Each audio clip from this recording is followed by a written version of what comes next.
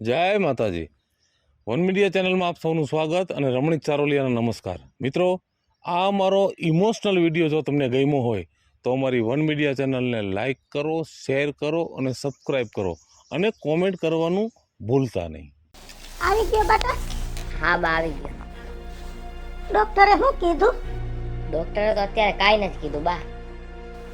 તારો બાપ બોલે ચાલે તો છે ને? બા બાપુજી નથી બોલતા. બેટા, ડોક્ટર હારો તો છે ને?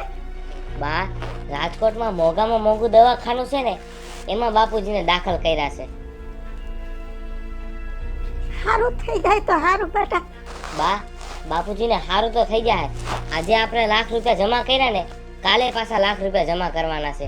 પૈસાનું શું કરશું બા? ઈ ઉપાધિ તું ન કર બેટા. મેં રાજુ ડોહાને સમાચાર મોકલા છે, હમણાં ઈ આવશે. આવે ને એટલે એની પાસે હું પૈસા લઈ લઈ. પૈસા ગમે એટલા થાય બેટા, પણ તું તાર બાપને હાજો કરીને ઘરે લઈ આય. એ બીજું આવો. જય શ્રી કૃષ્ણ. જય શ્રી કૃષ્ણ. બહુ ખોટું થઈ ગયું. આપણા હાથની વાત તો છે નહીં. કાલ બપોરે તો મને ભેગો થયો, અમે બપોરે સોરે ચા પીધો ભેગો. પણ એમ તો હાજે વારું કર્યું તો વારું કરીને ને પછી માંડ્યા કહટાવા કે મને પૂરો સુવાસ નથી લેવાતો ને મને વાહો દુખે ને મને આમ દુખે ને.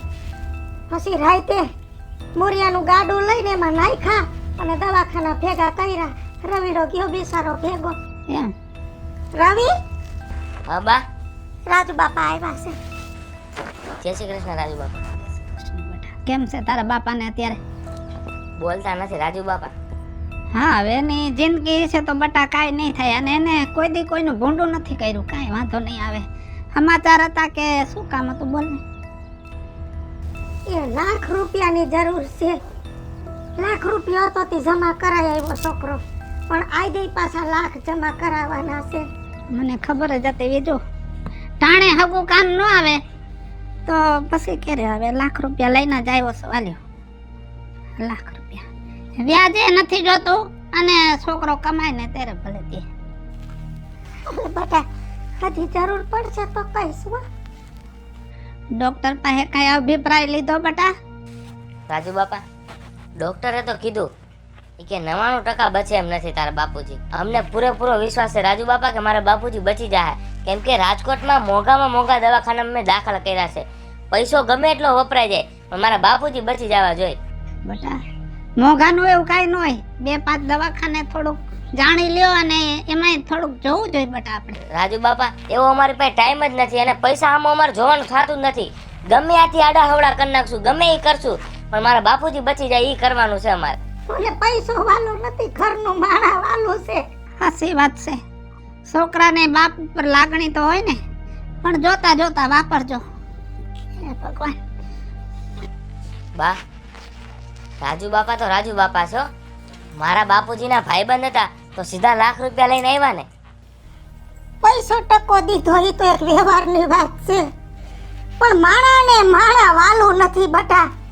આવા ટાણે હિંમત દેવાય એના બદલે શિખામણ દઈ ગયો કે જોઈને વાપરજો. હે બટા? બટા હા બા. ડોક્ટર મને તો કઈ કહેતા નથી. 2 વાર પૂછ્યું, તને કઈ નથી કીધું?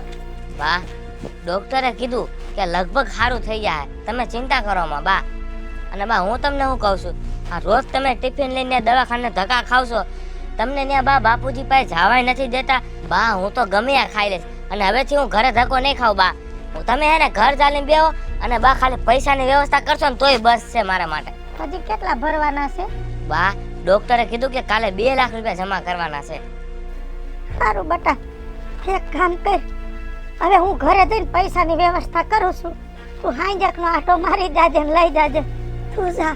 દવાખાને જાવ છો બા હું? હા બટા. ધૂળું એવી ઉડે છે ને, ગમે એટલું વારીને આંગણું એવું ને એવું. લે વેચો કાકી તમે. જય શ્રી કૃષ્ણ. જય શ્રી કૃષ્ણ. બેહો બેહો. ત્યાં તામણા ભૂલા પડ્યા? થોડુંક તારા જોગું કામ હતું તો કીધું કાજલ પાસે જાઉં. શું કામ હતું બોલો ને? દવાખાને ખબર જ છે ડોહો હોસ્પિટલે દાખલ છે. તે હજી સારું નથી થયું? હજી તો કાંઈ નક્કી નથી.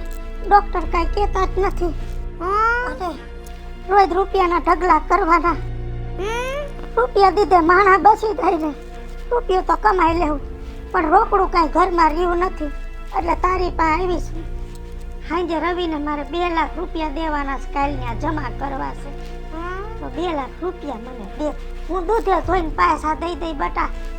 તો બીજું કાકી, આપણે એક ગામના સહી, તમે ખોટું ન લગાડતા. પણ તમને અમારા ઘરની ને તમારા દીકરાના સ્વભાવની તો ખબર છે. હે, તમે તમારા પૈસા લઈ જાવ એમાં ના નથી, પણ એના માટે કંઈક તમારે ઘરેણું દેવું પડે. પછી એનું 3% વ્યાજ થાય. પછી તો તમે તમારા સમજો આરામથી વિચાર લ્યો, મને કાંઈ ઉતાવળ નથી. અરે બટા, જેનો ધણી ખાટલે હોય એને બીજા વિચાર કરવાનો જ ન હોય. ઘરેણામાં તો મારી પાસે આ બધું છે. ઊભી રે, ઘરેણું તને કાઢ દઉં.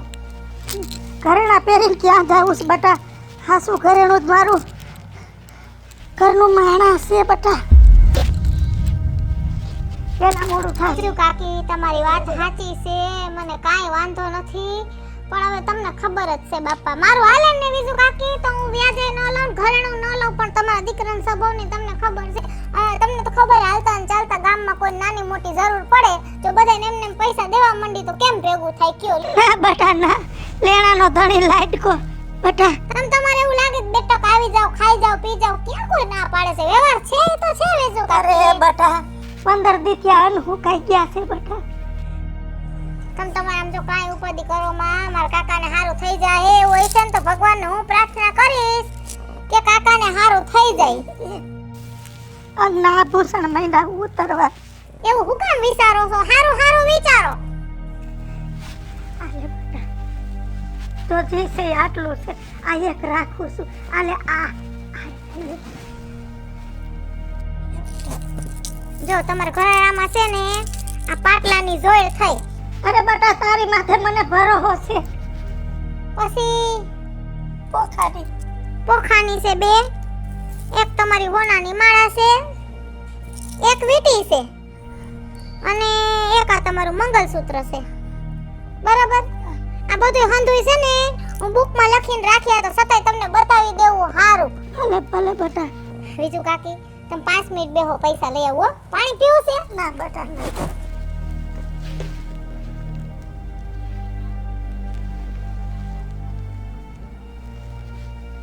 ઘરેણું દેતાય મેળ તો આવી ગયો. ક્યાંથી કાઢત? કદાચ મારે વેસાઈ જવું પડે ને તો વેસાઈ જાય, પણ એકવાર એને બેઠા કરવા છે.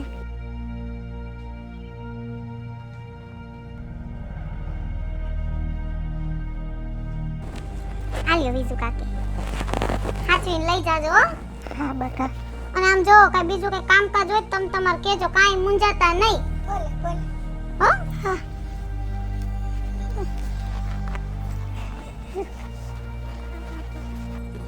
આમ બસારી ડોહી હે ને દુખિયારી હે, જોઈને દયા આવે.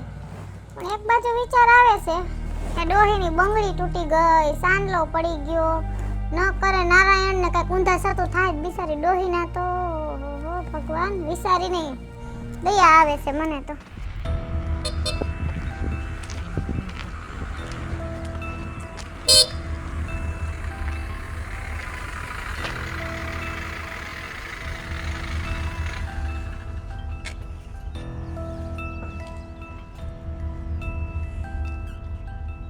કેમ રવિ આડો ઉતરો? સુરજભાઈ, હા, થોડુંક તમારા જેવું કામ હતું. શું કામ હતું? બોલ બોલ. સુરજભાઈ, હા, તમને તો ખબર છે ને કે મારા બાપુજી બીમાર છે બહુ. હા, આખા ગામને ખબર છે.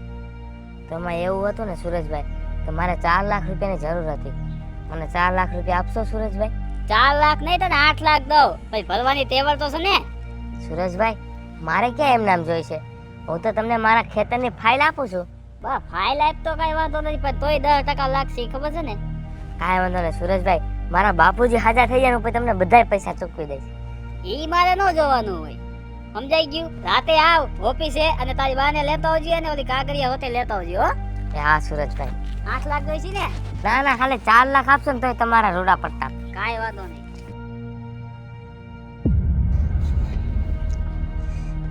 ભગવાન, જય શ્રી કૃષ્ણ. જય શ્રી કૃષ્ણ.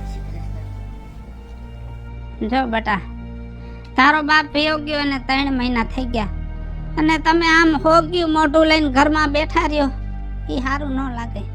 હવે કામ ધંધે સડી જાઓ. અને એ ગયો છે એ કાંઈ લઈને નથી ગયો બે. અને જેના લીધા છે એના ધીમે ધીમે સુકાવા માંડો. મારી કાંઈ ઉપાધિ ન કરો. સાચી વાત છે તમારી. અમને એમ હતું કે હાજા થઈ જાય તો દીકરાના લગ્ન જોતા જાય, પણ ઈ તો ગયા, પણ ઘરને ખાલી કરી નાખ્યું. એવું દરદ થઈ ગયું હતું, રૂપિયાના ઢગલા કર્યા તોય બેઠા નહોતા. મકાન ગયા, ઘરેણા ગયા, જમીન ગઈ, અને આ માથામાં જેટલા મોહારા છે એટલું લેણું થઈ ગયું. હું તો બે આંખે નવરી થઈ ગઈ. બીજું તું તારા ઘરવાળાને રોસ ને એ બરોબર રોસ. અને એ વાતનું દુઃખ તો અમને છે અને તમને હોય. માણસ જન્મે ને એ મરવાનું છે, આ તો ઈશ્વરની ગતિ છે. પણ તમે જે મિલકતને રોવો છો ને એ હાથે કરીને ઊભું કર્યું છે. એમાં હું કઈ સમજી નહીં. ડોક્ટરે ચોખ્ખા શબ્દોમાં કહી દીધું હતું કે આ માણસ બચે એમ નથી. આને દવાની જરૂર નથી, દુવાની જરૂર છે, ઘરે લઈ જાઓ.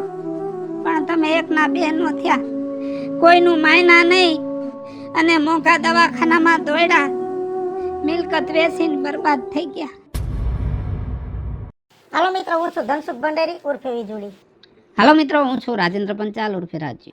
હાય ફ્રેન્ડ્સ, હું છું કાજલ દાવડા. હેલો મિત્રો, હું છું રવિ ચારોલિયા. હાલો મિત્રો, હું છું સુરત ચાલુ. અને મિત્રો, આ વિડીયો તમને ગમે તો અમારી વન મીડિયા ચેનલને લાઈક કરો, શેર કરો અને સબસ્ક્રાઇબ કરો.